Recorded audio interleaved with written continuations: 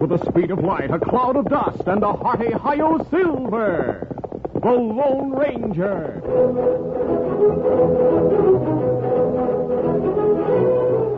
Before this exciting adventure, a word from our sponsor.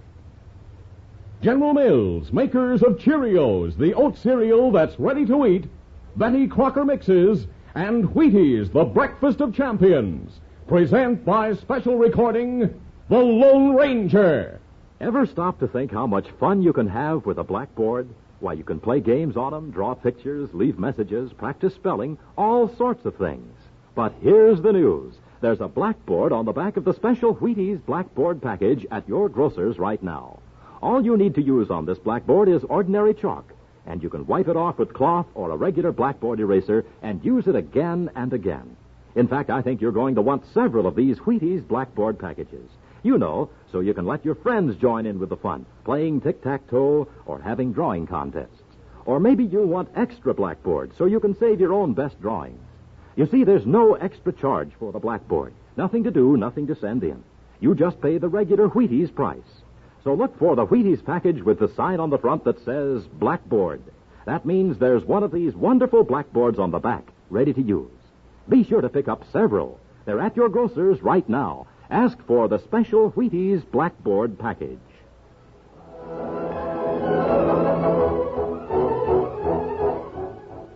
With his faithful Indian companion Tonto, the daring and resourceful masked rider of the plains led the fight for law and order in the early western United States. Nowhere in the pages of history can one find a greater champion of justice. Return with us now to those thrilling days of yesteryear. From out of the past come the thundering hoofbeats of the great horse Silver. The Lone Ranger rides again. Come on, Silver. Let's go, big fella. Hail, Silver. Away!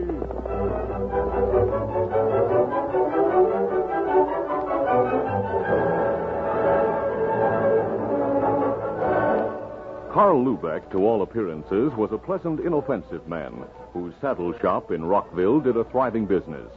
His rather stooped figure, cherubic face, and gold-rimmed spectacles completed the picture of a meek and friendly man, intent upon pleasing his customers and getting along with his fellow townsmen. Good morning, Sheriff. Good morning. Morning, Carl. Came in to get a new stirrup strap. Stirrup strap. Yeah. I have it for you in a jiffy. I heard about the stage robbery late yesterday. Did you catch the outlaws? No, must be the same gang that's been operating around here for the last few months. Oh, that's too bad, Sheriff. But you must not be discouraged. We all know you're doing your best. Here's your stirrup strap. Thanks, Carl. Charge it. Which other folks in town felt like you do? But maybe things will change after I get the help I'm expecting. Oh, what help is that? Ever hear of an hombre called the Lone Ranger? Oh, yeah, I've heard of him many times. He's the one who rides the big white stallion and wears a mask. That's right. Well, I requested help from the United States Marshal in Pecos.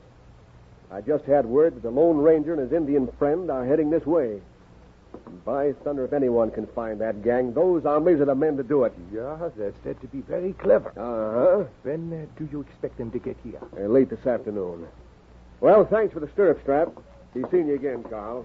So long. Goodbye, Sheriff. Come in again.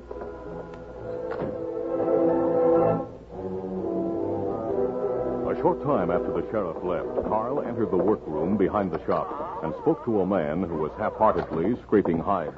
Digger, ride to the hideout. Tell the men to meet here in the workroom at noon.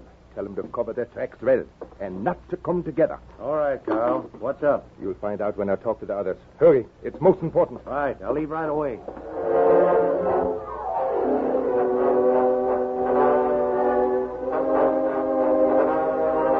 At noon, Digger and 5 other men stood waiting in the rear workroom. After locking the saddle shop entrance door for the lunch hour, Carl joined them. His appearance had changed radically.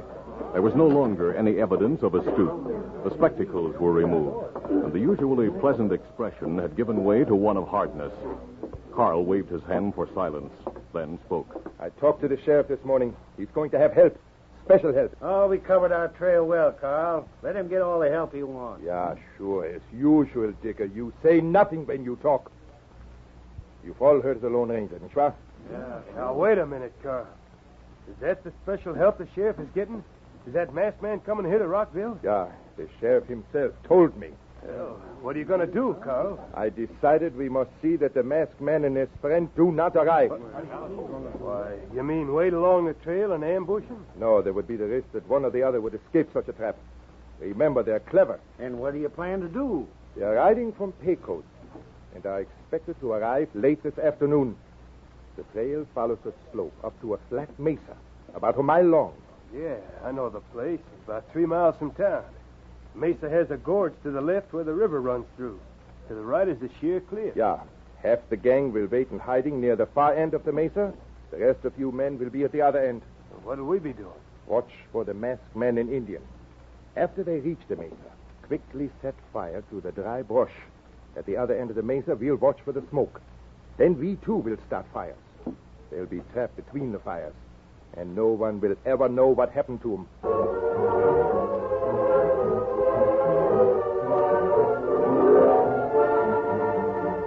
Late that afternoon, the Lone Ranger and Tonto rode leisurely along the trail toward Rockville. Near the approach to the mesa, part of the gang waited in hiding behind large boulders, well back from the trail, and watched for the masked man and Indian. Finally, Sam signaled for silence. Quiet, everybody. I hear hoofbeats. Look, there they go. We'll wait a few minutes. Then light the torches and touch them to the brush where we sprinkle the coal oil. Now, let's get ready. All right, Sam.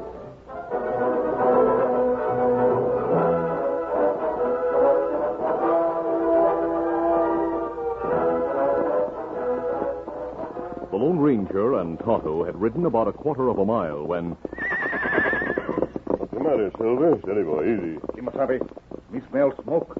Maybe that's why Silver winning. Oh, Silver, oh. Got hope on her. Move. Yes, I see the smoke behind us, Tonto. And look through trees. Me see lots of black smoke rising. We not see fire anywhere when we come up slope. That's strange. The brush and trees up here are thick and dry. It take no time for a small fire to turn into a blazing inferno. Ah. And Kimasabi, look back yonder. Me see flames now. We better get off this mesa. All right, let's go. Come on, Silver. Come. The two men had gone only a short distance when they saw thick smoke ahead of them, and a few minutes later, flames were visible. Oh, Silver, oh, easy. Tonto, the brush and trees ahead and behind us are blazing. Easy, fella, easy. Steady, Scout. Steady, fella. We trapped on Mesa, Kimasabi. Flames come from both directions. What we do? We can't go back. It's easy to see we can't get through ahead. Tonto, there's a gorge on the left. The river flows through. It's our only chance.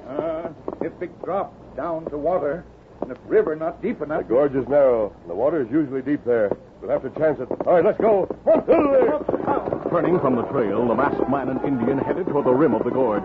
By that time, the walls of flame were closing in from either direction, and there was no further time for hesitation. There's the gorge, Tonto. Much too wide for the horse to jump it. We'll have a 50-foot drop into the water. Ho, Silver, ho! Easy, easy, son. Easy.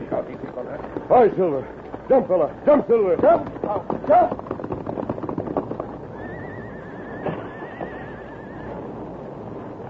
They come to the top, and they're swimming. Hurry, Tonto. Come on, dive!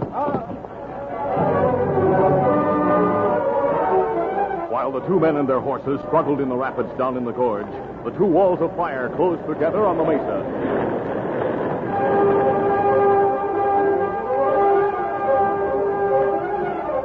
Later, the outlaws gathered in a canyon on the opposite side of the mesa. The two fires have met up on the mesa. The masked man and Indian are done for.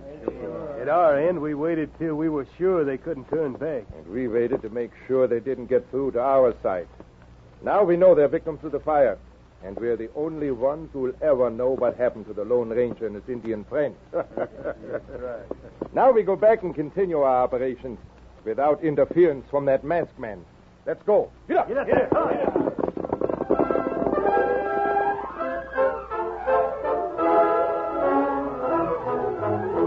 We'll continue our Lone Ranger adventure in just a moment.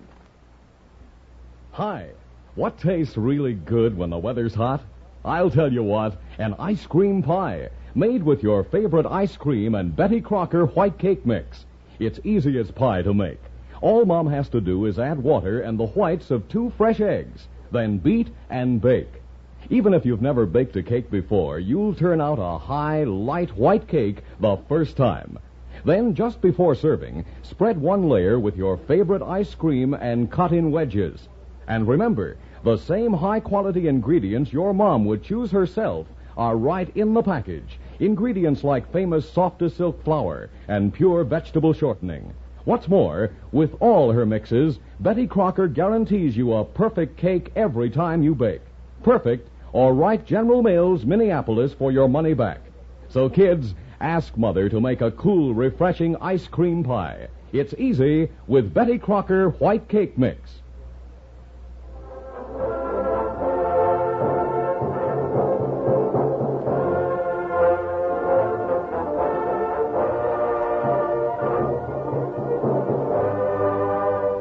Now to continue. Meanwhile, the Lone Ranger and Tonto with their horses had fortunately negotiated the 50-foot drop into the water in the gorge without injury. After a struggle against the strong current, the 2 men managed to reach their horses and direct them through the rapids to a rocky beach just beyond one end of the gorge. Good work, Silver. Good work, boy. You do plenty good work, Scout. Plenty good. Tonto, as soon as we're rested, we'll find a place to make camp and get dry. Me wonders about fires, Kemosabe. I'm sure they were purposely set, Tonto. Somehow the leader of that gang must have learned we were expected. Took that means to get rid of us. Him almost do it. In a way, I'm glad it happened. The gang thinks we're dead. They'll continue to operate as before. Also, it may give us a line on the gang's leader. Well, how it do that? I'll tell you after we talk to the sheriff.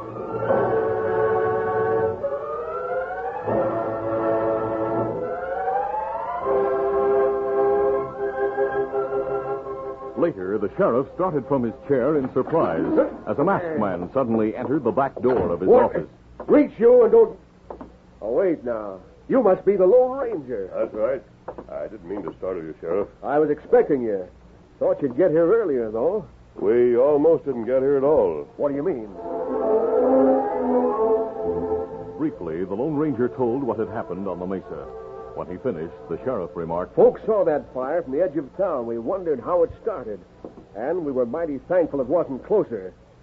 You really think it was started on purpose, huh? Yes, definitely. That gang must have found out you were coming here. How many people knew we were expected, Sheriff? Very few, just me and the deputy. Oh, I mentioned it to Clem Bleeker, owner of the livery stable and stage line. He was ranting around about the stage robbery and all, so I told him you were coming. Those are the only people who knew? Uh-huh. I told Bleeker to keep quiet about it. I know he... Oh, wait a minute. I did mention it to Carl Lubeck, who runs the saddle and leather shop. But Carl's a meek, pleasant hombre who minds his own business and doesn't do any blabbing. I see.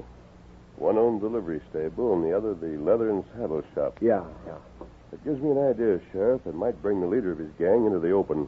Hey, you don't think either Bleeker or Lubeck has anything to do with that gang, do you? I don't know. I'm going to make sure. But don't talk to anyone else about this matter. Now, here's the idea I have in mind.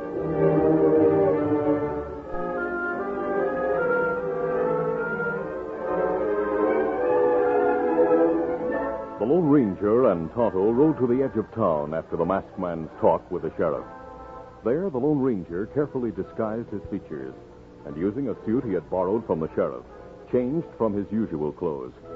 When he was finished, he looked like a businessman. Then, leaving Tonto, he walked into town and went first to the livery stable office. Good evening. Howdy, stranger. What can I do for you? I'm figuring to hire a buckboard and a fast team. Have to go to Milton just after dawn. I got a stage leaving at dawn. It goes through there, and you could get the afternoon stage back, mister. Sorry, but I don't hanker to lose a certain valuable satchel I'll be taking with me. I've heard about the stage robberies in this territory.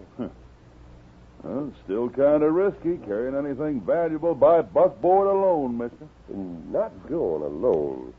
The sheriff is sending a deputy with me as guard. You must be from the Milton Mining Company. They sent word they wasn't going to use my stage to carry their payroll anymore. Maybe I am.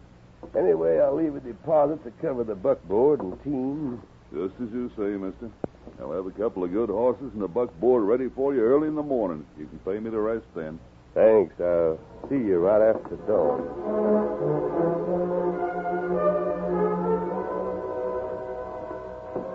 A short time later, the Lone Ranger entered Carl Lubeck's shop. Good evening. What can I do for you? I want a strong leather satchel with a lock on it. Something to hold valuables, like a payroll, for instance. Yeah. I have just what you need. Here's a strong satchel, my friend. And the lock is very good. Fine cowhide. The best. Reckon that'll do. How much? $20. Good enough. Here you are. You should carry a roll of bills like that in a satchel instead of in your pocket. This is nothing to what that satchel will hold when I leave here in the morning. Oh, you're leaving on the stage, No, going to Milton, the buckboard. Well, reckon I get along now and get me some sleep. Got to get on the trail right after dawn. So long, mister. Good night, my friend. Come in again.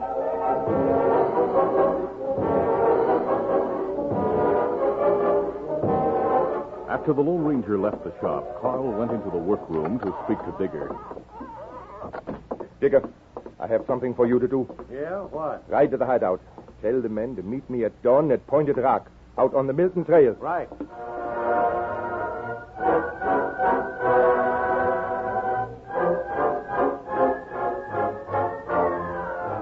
Just after dawn the following morning, the Lone Ranger, still wearing the disguise, drove the buckboard along the Milton Trail with a deputy. Meantime, Carl and his men waited behind the big boulders along the trail at Pointed Rock. They all wore bandanas as face masks in anticipation of the holdup. I'm sure the stranger is carrying a large amount of cash. It'll be easy to take it from him. Funny the way folks blab all their business to you, Carl. They think of me as a meek and harmless shopkeeper, my friend. Listen, I think he's coming. Yeah, that's him, all right. Good.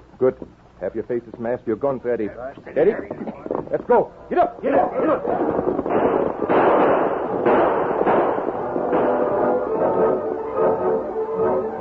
As the outlaws rode out in front of the buckboard, firing shots over the heads of the deputy and the masked man, the Lone Ranger quickly pulled to a stop. Ho there, ho. Deputy, raise your hands quickly. Right. As the outlaws stopped beside the buckboard, the Lone Ranger looked them over searchingly. Carl, without his gold spectacles and with a hat and bandana mask, wasn't immediately recognizable. Also, he was wise enough to let Sam do the talking. All right, mister. We want that satchel you have there. We have both of you covered. Throw it to the ground. Don't make any false moves. Great day. I thought I'd be safe from you outlaws if I brought that payroll by buckboard. Payroll, huh? Well, that's luck. Throw it here. Reckon there's nothing else to do. That is. Now watch him, man. Easy. All right, I got it. Steady there. Now keep reaching while we get your guns. Boss, you're on the driver's side. We'll keep him covered. You get his gun, I'll take the deputy. Carl Lubeck, still silent, moved his horse close beside the buckboard on the driver's side. Then he reached out to take the Lone Ranger's guns. As he did so, the Lone Ranger's hands flashed downward. He twisted Carl's arm with one hand and drew a gun with the other. He quickly stuck the gun against Carl's ribs, saying, He called you boss. You tell him to drop their guns or I'll kill you. Shoot him, he's got my arm. Hey, look, a posse.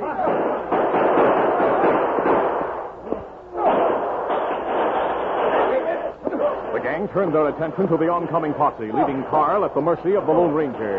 The Lone Ranger suddenly brought the butt of his gun down onto the gang leader's head. Can't bother with you now. Drawing his other gun, the Lone Ranger turned on the outlaws, aided by the deputy. Hey, let's get away from here. You're not leaving. The gang, half of them wounded, found themselves trapped between the guns of the posse and those of the Lone Ranger and the deputy. Within a few moments, realizing that further resistance was hopeless and escape cut off, they surrendered. We give up. We drop our guns. By thunder, your plan works, mister. Yes. The man on the ground here beside the buckboard is the leader. Let's get that bandana off his face. Here. Jumping catfish. That's Carl Lubeck. What? Hey, he had us all fooled. What happened? The game's up, Lubeck. Thanks to this hombre, we trapped you and your gang. I'm sure you'll have no difficulty getting plenty of evidence against him for other crimes, Sheriff. His men will squeal to save their own necks. Why, his voice, it's not the same. It's a voice you didn't expect anyone ever to hear again, Lubeck. You must have been the one who planned to trap him and his Indian friend up on the mesa late yesterday. But I do not understand. Holy cat, you mean to say they're still alive? We plenty alive. You not wounded, me show you with fist. The law will deal with them, Tonto. We'll leave them in the hands of the sheriff. Their capture clears Mr. Bleeker of any connection with the outlaw gang. That's right, it does. Of course, he had no idea he was suspected, and neither did anyone else, so no harm is done. Tonto and I'll leave now, Sheriff. We'll come this way again sometime. Adios, everybody. Goodbye. Come on, Silver! But that man, I still can't believe he is He's the one you tried to kill, all right. He disguised his real features so he wouldn't have to wear his mask. That's how he fooled you. So that was it? Yep. Let me tell you something, Lubeck. You may have outsmarted everybody in town, including me. But I don't expect to live to see the day when any crook will ever outsmart the Lone Ranger. No, sir.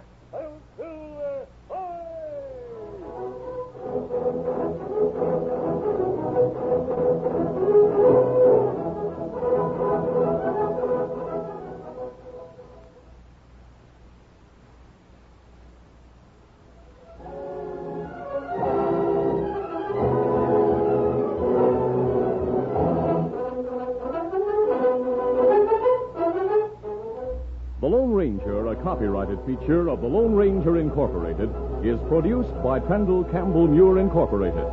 The part of the Lone Ranger is played by Brace Beamer. Your announcer, Fred Foy. Listen to The Lone Ranger, brought to you by special recording Mondays through Fridays at this same time.